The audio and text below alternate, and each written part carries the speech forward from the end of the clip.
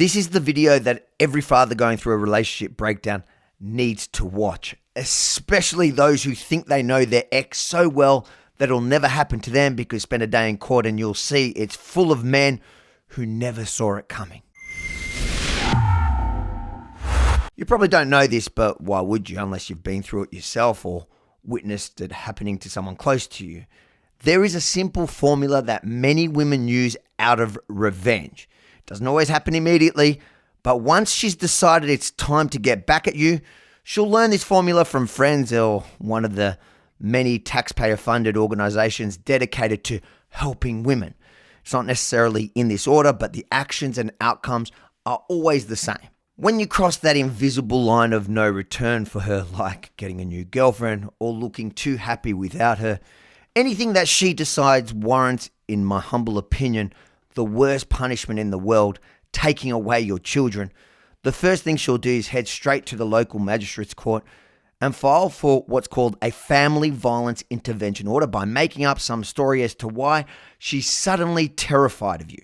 Now, the court will immediately grant an interim protection order against you without her having to prove any of it, because no judge wants to be on the receiving end of a media storm when and if an actual domestic violence perpetrator kills a woman that the judge refused to protect. And no, there are no consequences to your ex fabricating a story, because again, no judge will hold her accountable for perjury, as they don't want to prevent real victims from coming forward out of fear that they may be prosecuted if they can't prove their story. So in short, she'll easily get a protection order against you, and if in her allegations she claims, which she will, that your children were even simply witnesses to her unproven allegations of family violence, then the magistrate must, by law, include them as affected family members on the intervention order.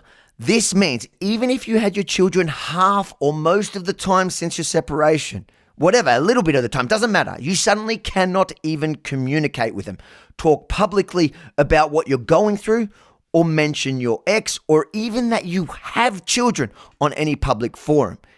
It strips you of all your parental rights while gagging you along the way, and it takes approximately 2 years to fight it, depending on how backed up that particular court is. In the meantime, if you want access to your children, you need to file in the family court, and as soon as you do that, she'll make a statement to police alleging domestic violence. Mind you, like I told you before, the formula is the same, but not always in this order. Some women start at the police and the cops file the intervention order on their behalf. It doesn't matter, because the outcome is always the same.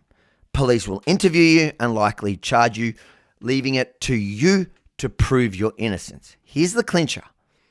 She'll go back to the family court and let them know that you now have an open domestic violence matter, in which the judge in the family court, he'll say they cannot give you unsupervised access to your children until the criminal domestic violence matter is closed, because the family court can't access the files to either determine innocence or guilt, or not even that, even just the potential seriousness of the allegations. They can't look at it. So the court will always play it safe for the protection of the children, because they have no idea. Maybe you are a serious domestic violence perpetrator, and just to put the kid's safety first, they won't risk it. So you're left with two options to close the criminal domestic violence matter. One, if the allegations aren't serious, you can plead guilty to a summary offense or offenses, and you'll likely get access to your kids pretty soon after that. Two, fight to clear your name and not see your kids in the meantime. In short, fathers going through relationship breakdowns are guilty until proven innocent, and often when they do plead guilty, they're only really guilty of loving their children and wanting access to them and being a part in their life. It's a broken system. And to add insult to injury, it costs nothing for the woman to use the courts and your children for her personal vendetta, as once a woman claims domestic violence, they can access all the public funding in the world. Meanwhile, just fighting for custody, not even the criminal matter, will cost a man a minimum of $100,000. And guess what? The child support system rewards the woman who behaves like this. Seriously.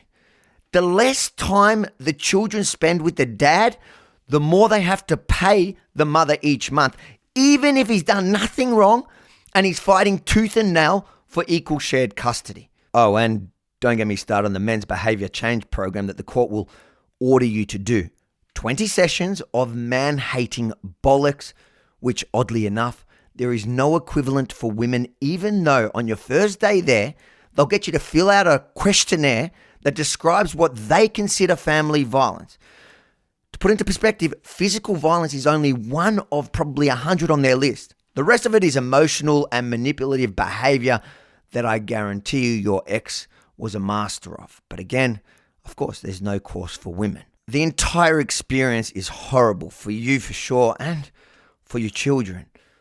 But I can promise you one thing, it gets better. So breathe and go through the process. Try your best not to act through emotions because male suicide rates indicate too many young fathers lose hope too early. And our jails are full of men who took the bait and gave their once closest friend precisely what she wanted. Don't become a statistic. Hang in there. You're not alone. You can probably tell I'm super passionate about this issue, and I believe so much needs to be done in this space. But for now, help me educate your friends and family by sharing with or tagging someone who needs to hear it. And then, if you're interested in my personal story, head to rebelfromthestart.com, get my book. It's available now in paperback and Kindle. Rebelfromthestart.com. Sometimes hearing someone else's story helps more than anything.